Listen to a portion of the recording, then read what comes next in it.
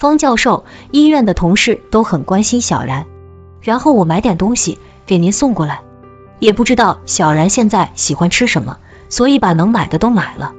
病人的家属为了一己之私，隐瞒的紧急手术病人的过往病史，赵主任和方小然也因此遭受了职业暴露。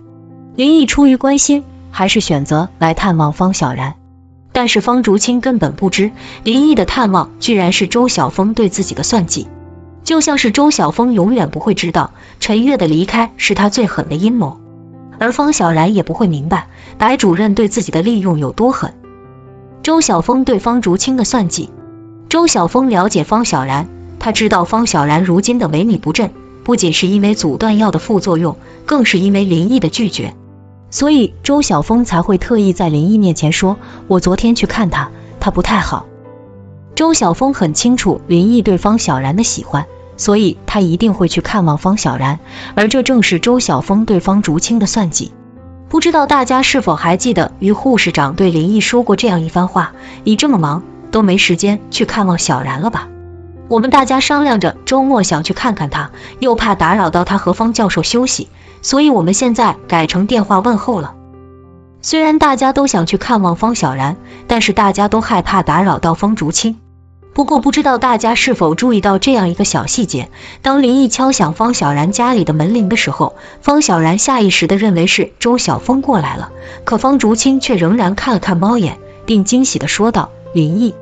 显而易见的是，方竹清早就知道林毅会过来，所以他才会有看猫眼的这个举动。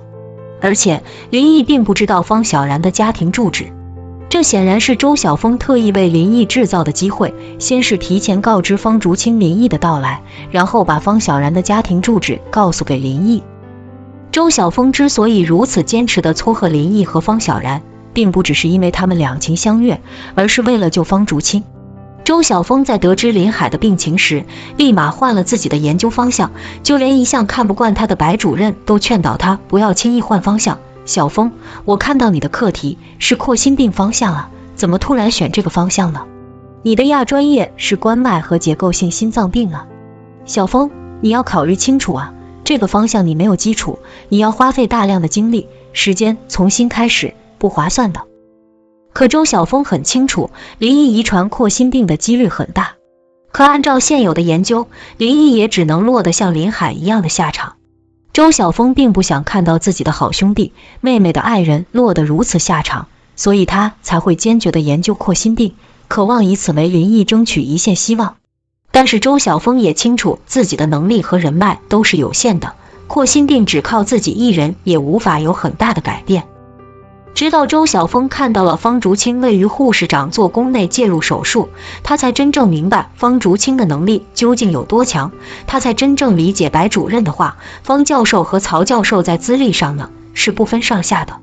一个内科一个外科，都是行业上的泰斗，担任好几个重量级别的奖项跟课题的评委，那说话是很有分量的。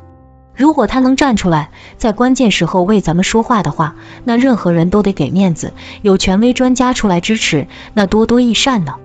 周晓峰清楚，如果林毅只是自己的好兄弟，方竹清不一定会尽全力研究扩心病。倘若林毅成为方竹清的女婿，方竹清一定会尽最大能力救治林毅。只要方竹清肯出手，那么林毅有很大几率能够得到救治，所以周晓峰才会设计林毅去探望方小然。俗话说，患难见真情，方小然被感染也能让林毅真正的面对自己的内心，这对于林毅和方小然而言都是一个机会。因此，当林毅和方小然真正在一起之后，周晓峰放弃继续研究扩心病，反而决定去援钱，因为他很清楚方竹清一定会获得成功。虽然周晓峰作为旁观者能够很清楚看透林毅和方小然之间的情谊，但是他却始终看不懂自己和陈月之间的感情。周晓峰永远不会明白，即使自己为陈月做出了很大的改变，陈月还是坚持分手的阴谋究竟有多狠。陈月坚持分手的阴谋，虽然陈月和周晓峰度过了一段很甜蜜的时光，可渐渐的二人的矛盾也越来越多。周晓峰，其实你没那么喜欢我吧？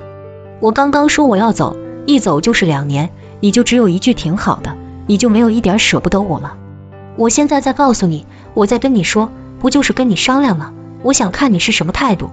然后果然，周晓峰，你永远都是这样冷冰冰的，你永远都让我觉得我们之间好像隔着什么。我们的关系只要有一天我不主动了，它就结束了。周晓峰的工作实在太忙了，忙到陪陈月做手术的时间都没有。虽然这段感情一直都是由陈月主动的，可陈月也只是一个普通的女生，她也有自己的情感需求。但是周晓峰也逐渐认识到自己的错误，也有尽自己的努力在改变自己的生活方式和生活态度。其实那之后我也仔细想过了，但是因为小然的事，一直没顾得上和你说。我好像总是把你的善解人意想成理所当然。你不也说了，可能我内心真有个黑洞，可能我能想象的亲密关系也就只能到那个程度了，这也是我的问题。两个人在一起不就是要磨合，要调整，而且最重要的是，我真的很喜欢你。你要做什么我都支持，我也不想考虑什么现实问题了，我只想考虑你。38度就38度，我可以向你靠拢。可即便周晓峰做出了改变，但是陈月还是向周晓峰提出了分手。周晓峰，我能感觉到这段日子你的改变，你的升温，但是渐渐的我发现我已经不会在需要陪伴的第一时间想起你了。陈月之所以会坚持分手的原因很简单，她和周晓峰从一开始在一起就是错误的。陈月只是和周晓峰有过数面之缘，她就无可自拔地喜欢上周晓峰了。正如陈月所说的那样，我就喜欢他这个冰壳，他要是没有这个冰壳，他就只是个普通汤圆了呀，普通汤圆还有什么意思呢？陈月喜欢的就是周晓峰的冰壳，但是在真正相处的过程中，陈月才意识到，原来靠得太近，自己也会被这个冰壳冻伤。可当周晓峰为了陈月把自己的冰壳慢慢融化，陈月却又发现这时候的周晓峰和普通汤圆没有什么两样了。所以从一开始，陈月喜欢的就不是真正的周晓峰，她从未真正看懂过周晓峰，因此无论周晓峰做什么，都逃脱不了分手的下场。此时情场失意的周晓峰万万没想到，自己的老师和母亲相继被纪检委带走了。但是令人费解的是，既然方竹清已经退还了白主任的礼物，为何方竹清还会被白主任的事情连累呢？这其实就是白主任对方小然的利用，不得不说，白主任的手段太狠了。白主任对方小然的利用，其实白主任之所以再三贿赂方竹清的原因很简单，就是为了获得优胜人才项目的冠军。咱们平常都很少走动，但是从小峰这算，咱也算自己人呢，所以自己人就得多沟通，多走动。另外，您是业内泰斗，我们这些晚辈想往前走，还得靠您多提携呢。主要这次优创人才项目我闯入决赛了，马上进入打擂期，您是重量级评委，也请您多关照关照啊。可方竹清却毫不犹豫地把白主任的礼物退还回去了。白主任是一个得失心很重的人，他不可能眼睁睁地看着自己与冠军失之交臂。况且优胜人才项目的评委又不止方竹清一个人，白主任一定会故技重施，去贿赂其他评委。但是别的评委自然也不敢为了一点蝇头小利拿自己的前途去赌。而这时白主任正好可以利用方小然被感染的事情大做文章。方小然虽然及时吃了阻断药，但是也并不能确保万无一失，所以方竹清就让周晓峰多来看望方小然。旁人并不清楚周晓峰和方竹清的关系，他们只会认为周晓峰之所以和方竹清走得那么近，是因为白主任搭上了方竹清。换而言之，就是方竹清接受了白主任的礼物。这样一来，其他评委自然也会为白主任行方便了。所以当白主任被别人举报的时候，所有评委都误以为方竹清也是其中的一员，方竹清自然也就被纪检委的人带走了。白主任的所作所为告诉我们所有人一个道理，无论什么时候都不要抱有侥幸心理，不要妄想走旁门左道获得成功。我们一定要学会脚踏实地地走好每一步，这样一来，我们才能走得更稳更高，才能昂首挺胸地一步一步地走向成功。